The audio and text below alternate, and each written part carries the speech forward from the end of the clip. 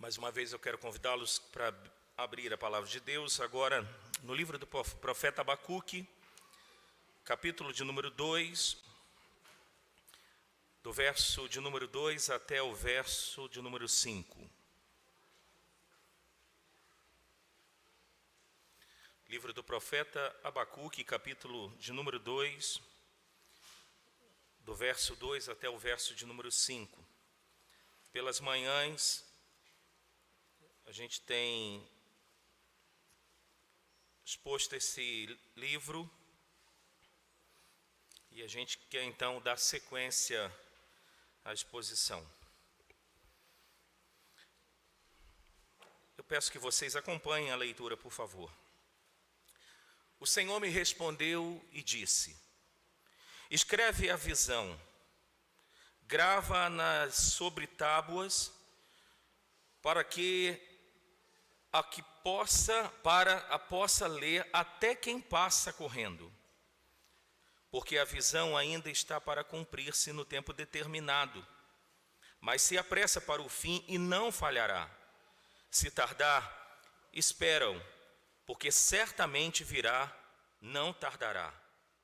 Eis o soberbo, sua alma não é reta nele, mas o justo viverá pela fé, pela sua fé. Assim como o vinho é enganoso, tampouco permanece o arrogante, cuja gananciosa boca se escancara como o sepulcro e é como a morte, que não se farta. Ele ajunta para si todas as nações e congrega todos os povos. Vamos mais uma vez orar.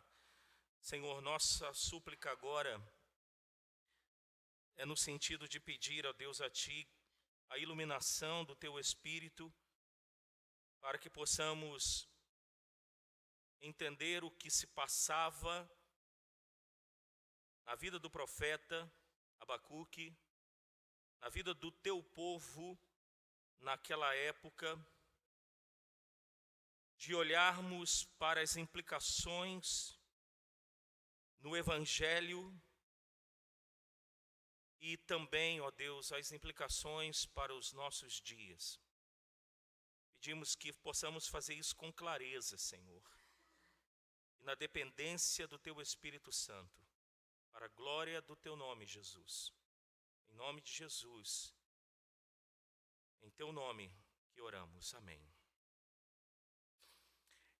Esta parte que nós acabamos de ler, podemos dar como título o verso 6 do Salmo 1 que acabamos de ler na liturgia.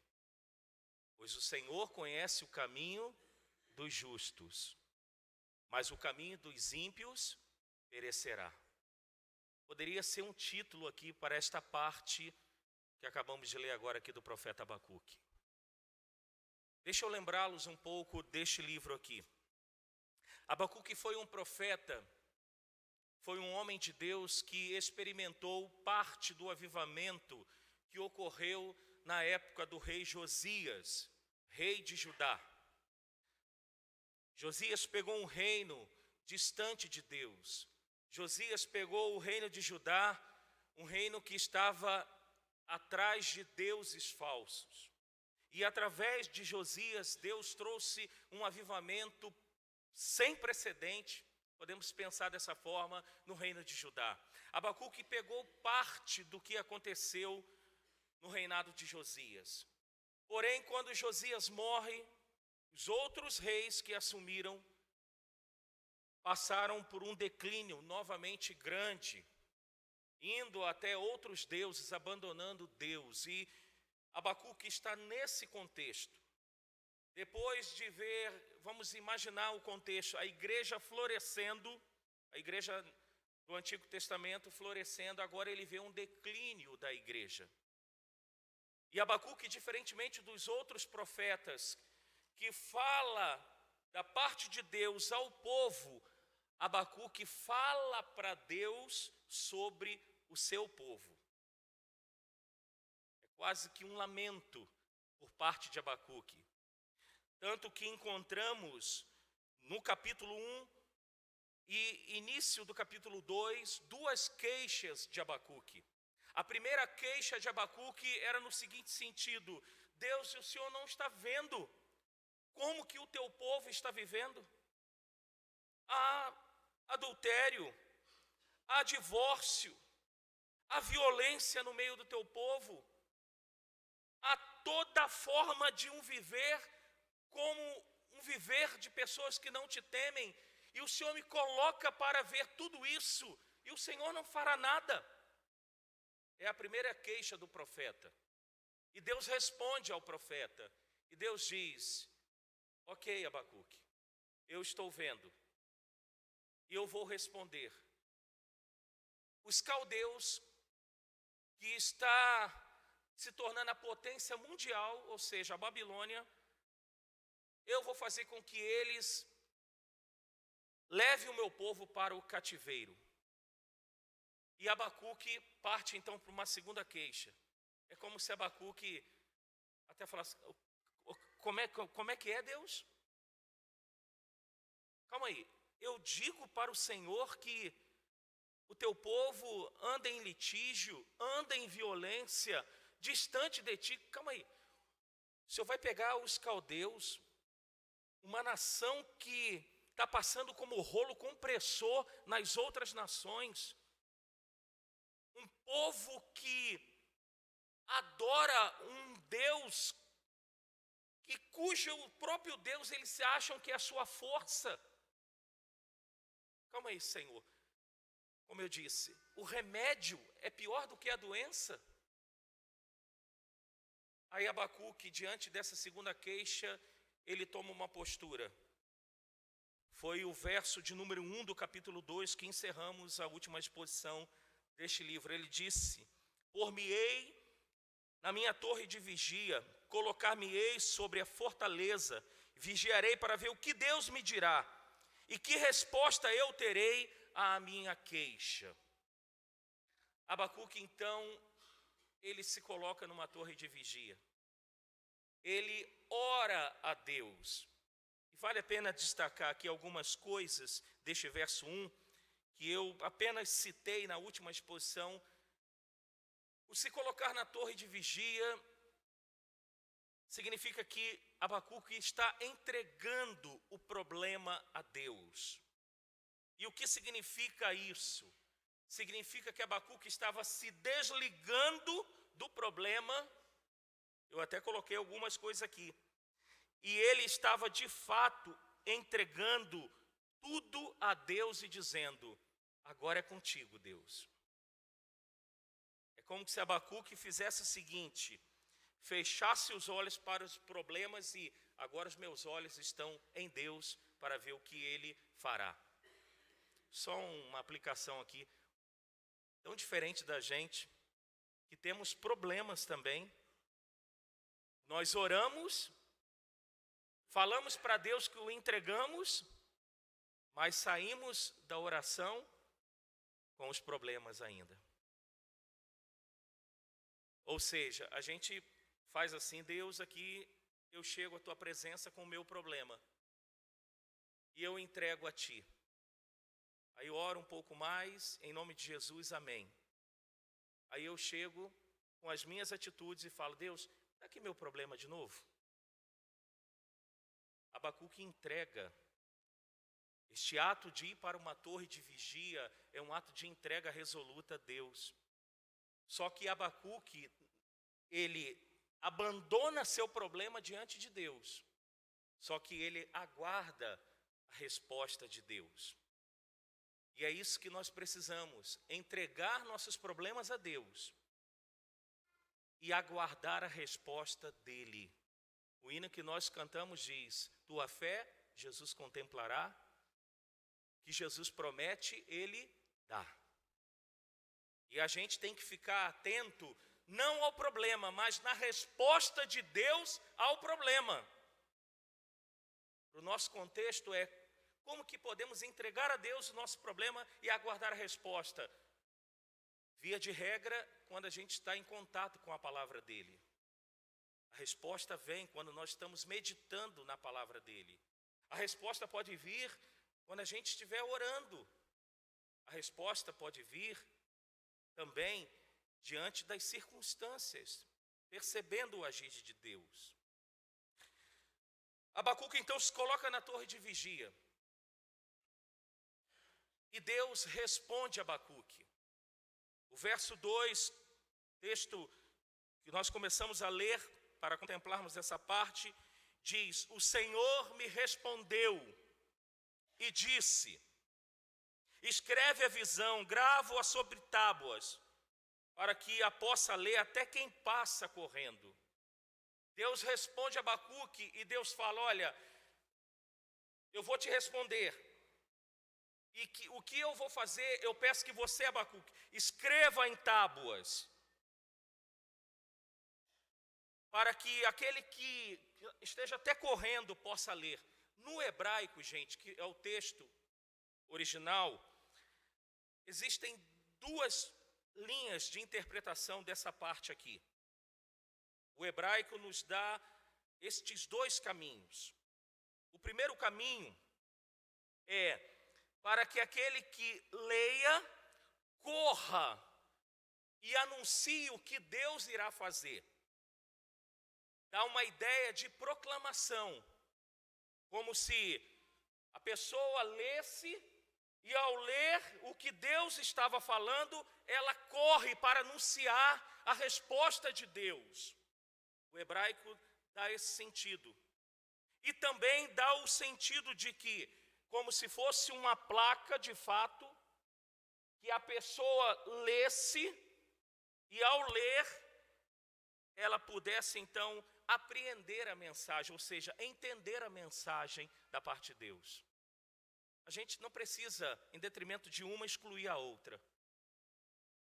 A gente pode trabalhar com essas duas ideias que o hebraico nos dá.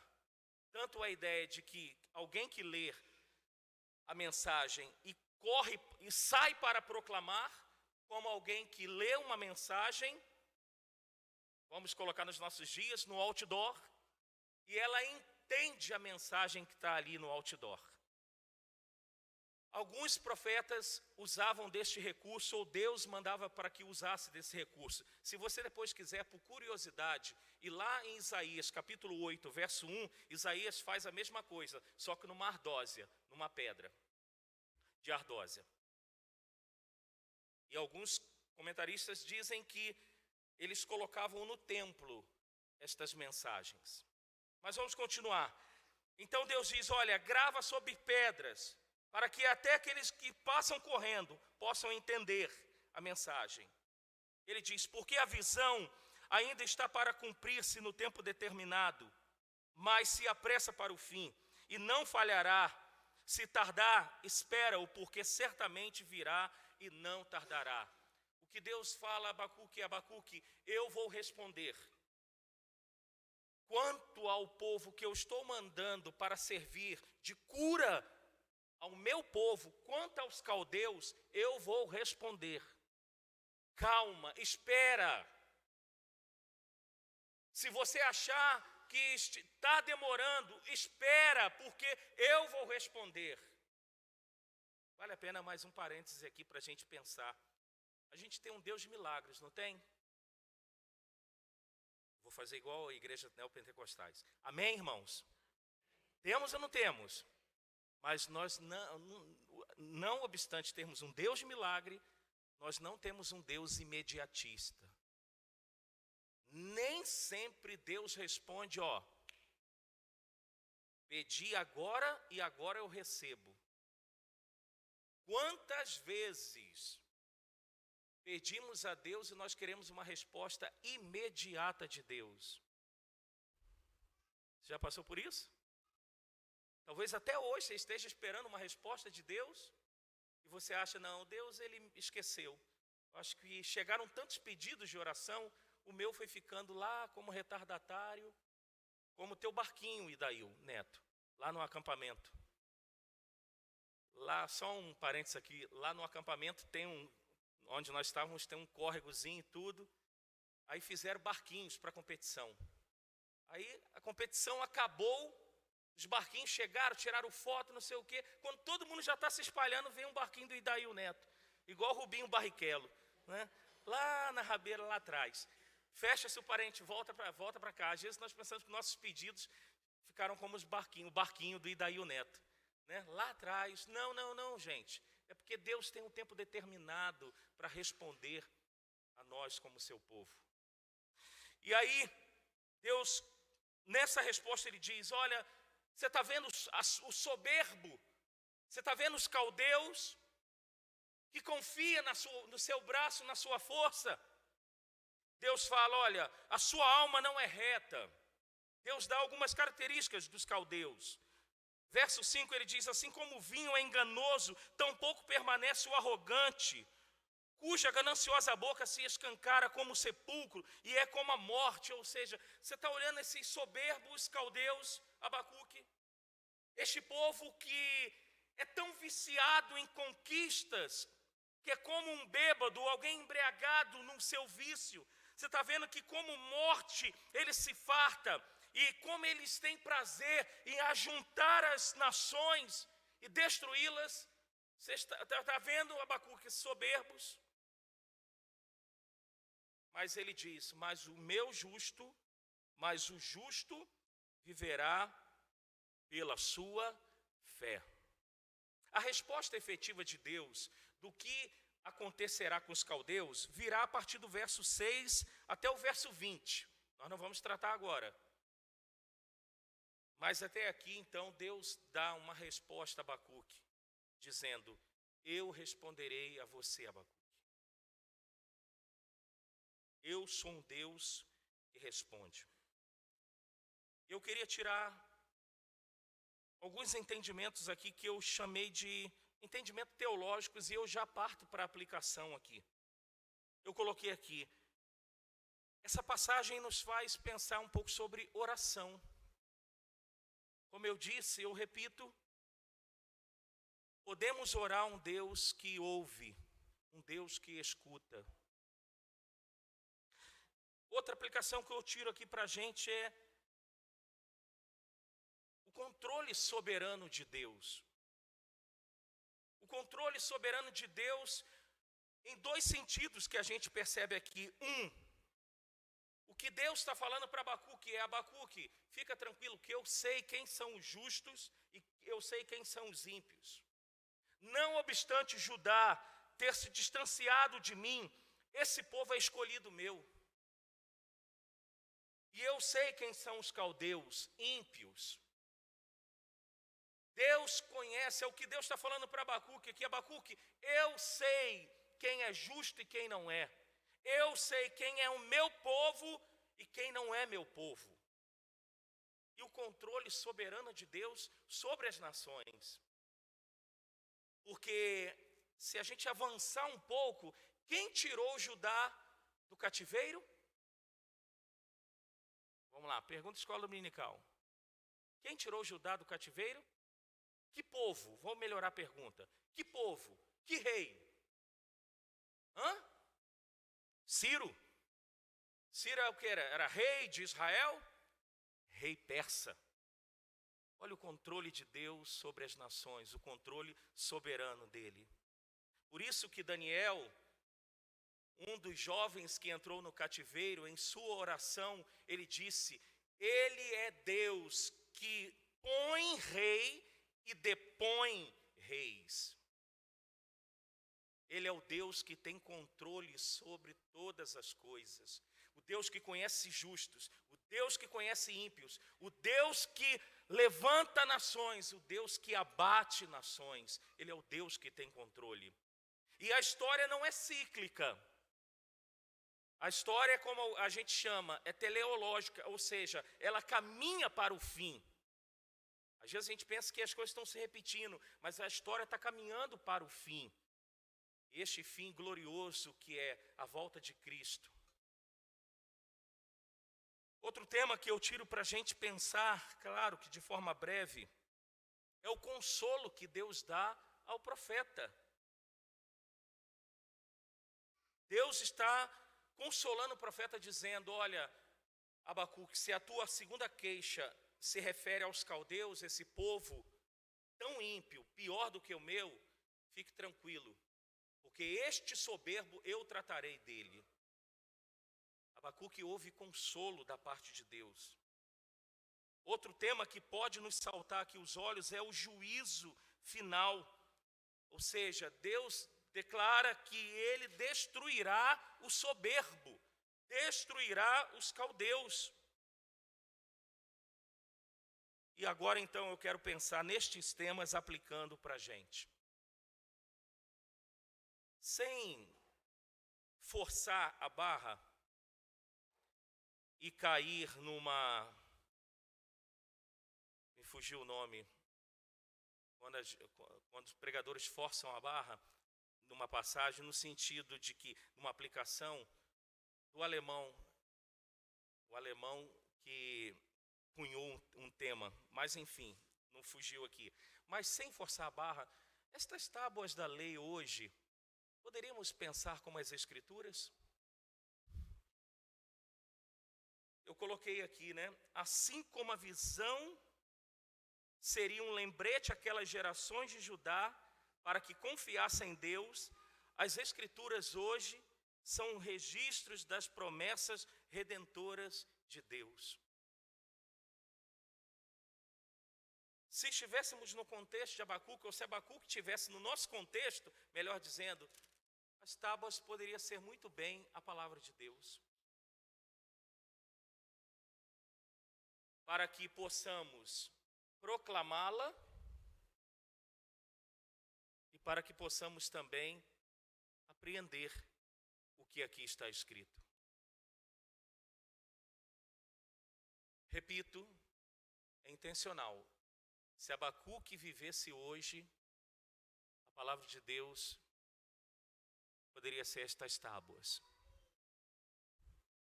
Porque nós vivemos um contexto parecido com o de Abacuque. Lembra da última mensagem que eu postei o vídeo? Como está a igreja? A igreja hoje? Como está o povo de Deus hoje? Lembra que falei quantos milhões o IBGE diz que são os cristãos nessa nação? Mas somos a nação, uma das mais corruptas do mundo, a que mais mata, mais do que em guerra, e por aí vai. As tábuas hoje, a palavra de Deus. E aí, temos nesta palavra de Deus aqui, o que eu disse, promessas, juízo de Deus final e temos o consolo de Deus. Quer ver um exemplo? Abra na segunda carta de Pedro, capítulo de número 3.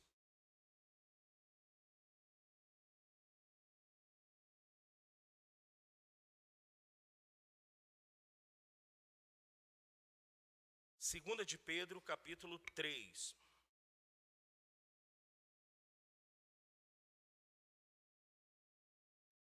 Vamos ler do 1 até o 13.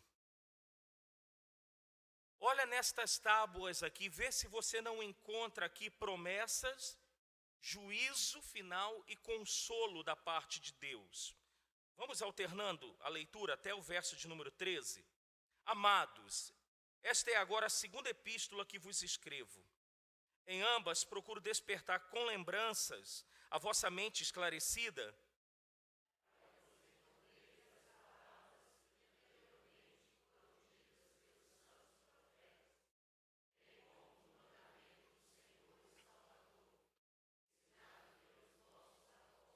tendo em conta, antes de tudo, que nos últimos dias virão escarnecedores com seus escárnios, andando segundo as próprias paixões,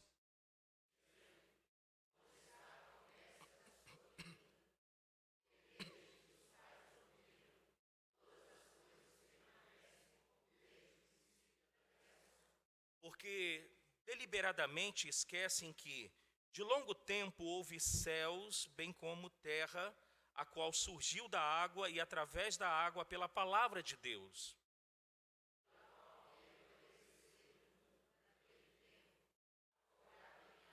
Ora, os céus que agora existem e a terra, pela mesma palavra, têm sido entesourados para o fogo, estando reservados para o dia do juízo Esse D maiúsculo aí é a volta de Cristo e a destruição dos homens ímpios.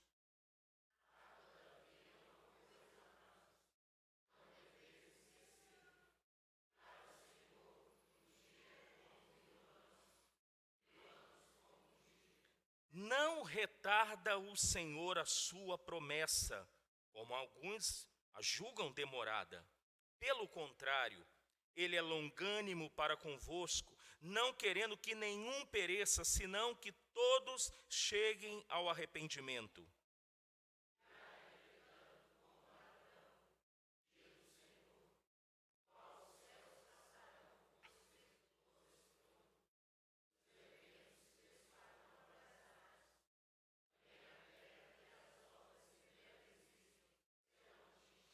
Visto que todas estas coisas hão de ser assim desfeitas, deveis ser tais como os que vivem em santo procedimento e piedade.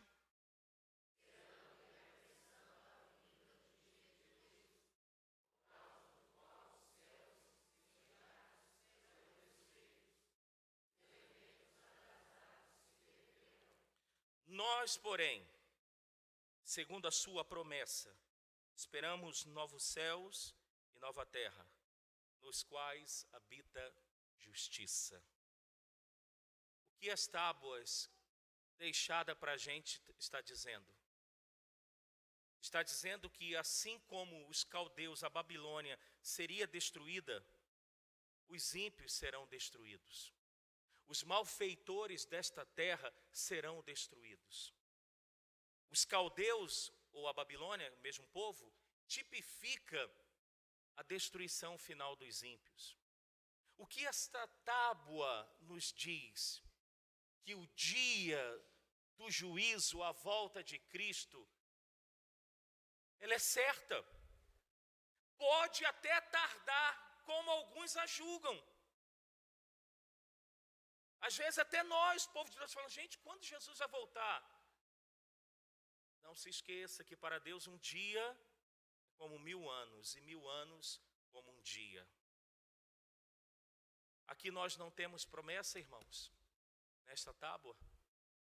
O último verso diz, nós, porém, segundo a sua promessa, esperamos novos céus e nova terra, nos quais habita justiça. Nós não estamos, uma pergunta retórica, numa guerra, querendo ver um novo Brasil, guerra no Facebook, guerra no Instagram, guerra na TV, guerra no YouTube e tudo.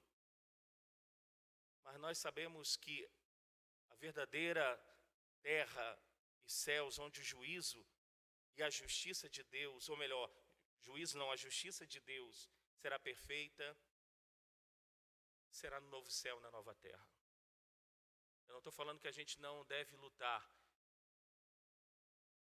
mas nós temos que, estas lutas que enfrentamos aqui no Brasil, ontem, acho que foi a Shirley que mandou lá no WhatsApp, sobre já um caminho para que a pedofilia seja tratada como doença e não como um pecado e como alguém que é depravado mesmo. Mas tudo isso também deve nos conduzir a ansiar a volta de Cristo. Dizer, Senhor, tem como piorar? Maranata, ora vem, Senhor. Volte lá para Abacuque, e eu quero encerrar com o que eu estou dando menos destaque, mas é tão importante quanto o que até aqui eu estou falando. O verso 4 diz, mas o justo viverá pela sua fé. Esta palavra fé aqui também, ela pode ser traduzida como justo viverá pela sua fidelidade ao Senhor. O que Deus fala a Abacuque é, Abacuque, permaneça fiel, permaneça firme, confiante nas minhas promessas. que o meu consolo baste, que as minhas promessas estejam vivas em teu coração. Então, permaneça firme, Abacuque. E é o que Deus está falando para a gente aqui nesta manhã. Permaneça firme. Porque diante dos problemas, diante das demandas da vida, diante daquilo que a gente vê no Brasil, diante daquilo que a gente vê na igreja brasileira, se a gente for colocar o coração em tudo isso, a gente surta. Mas o que Deus está dizendo para a gente é: mantenha-se firme, em fidelidade. E aí, eu caminho para encerrar, mas antes eu preciso levá-los a um texto neotestamentário, que está em Hebreus, capítulo de número 10.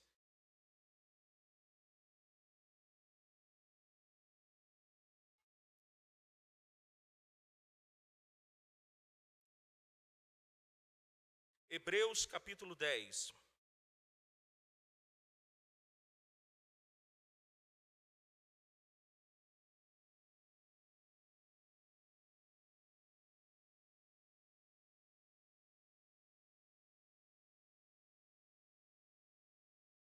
A partir do verso 35. Peço, por favor, prestem bastante atenção no que o autor desta carta diz. Hebreus 10, a partir do 35 até o 39. Olha o que ele diz: não abandoneis, portanto, a vossa confiança. Ela tem grande galardão. Com efeito, tendes necessidade de perseverança, para que, havendo feito a vontade de Deus, alcanceis a promessa. E ele cita Abacuque, aqui o autor: porque ainda dentro de pouco tempo aquele que vem virá e não tardará. Todavia o meu justo viverá pela fé, ou seja, pela sua fidelidade. E se retroceder, nele não se compraz minha alma. Vamos lá juntos, o 39, bem alto. Nós, porém, não somos dos que retrocedem para a perdição. Somos, entretanto, da fé para a conservação da alma. O que Deus está falando para você, meu irmão, para você, minha irmã, para nós, Sexta Igreja: vivamos em fidelidade ao Senhor. Vivamos firmes nas promessas do Senhor, porque nós, como povo de Deus, não somos daqueles que retrocedem para a perdição, que ao ver o mal cada vez mais ampliando, aumentando, a gente desiste da caminhada. Mas nós somos daqueles que esperamos em Deus, firmes em Deus. Conta-se uma história real de um soldado, me fugiu agora aqui se era japonês ou americano. Quem lembrar dessa história aí? A guerra já tinha acabado e para mais de 20 anos ele ainda estava no campo de batalha, vigilante, achando que a guerra ainda estava acontecendo. Foi um japonês, né? 20 anos, mais de 20 anos depois, ele foi encontrado na mata, numa postura de guerra, e a guerra já tinha terminado há muito tempo. Pegando essa analogia, nós precisamos ser como esses soldados, como esse soldado. Vigilante, fiéis, em fidelidade, em fé, nas promessas de Deus. Não esmoreçamos, irmãos. Não baixemos a guarda, porque aquele que fez a promessa é fiel para cumprir. Vamos orar?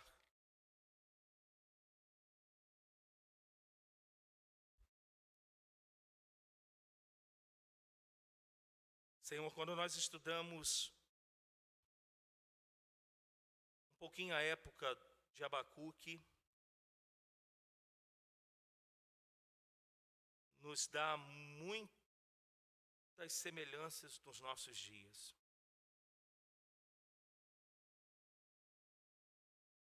gente vê homens soberbos, orgulhosos, presunçosos, que não temem a Ti, prosperando.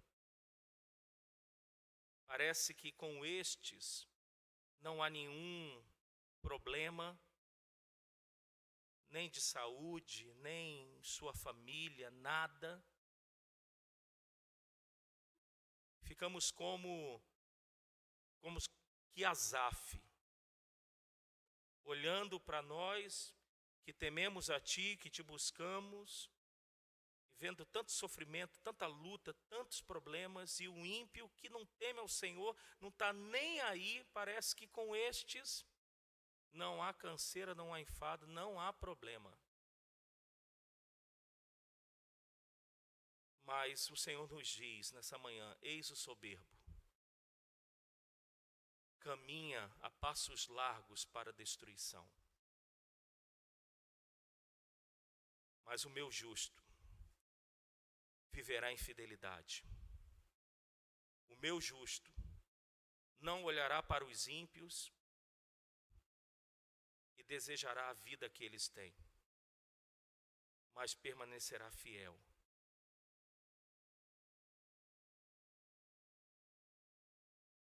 Senhor, que nessa manhã tenhamos sido levados pela Tua palavra a entender que quando oramos, o Senhor ouve, o Senhor responde.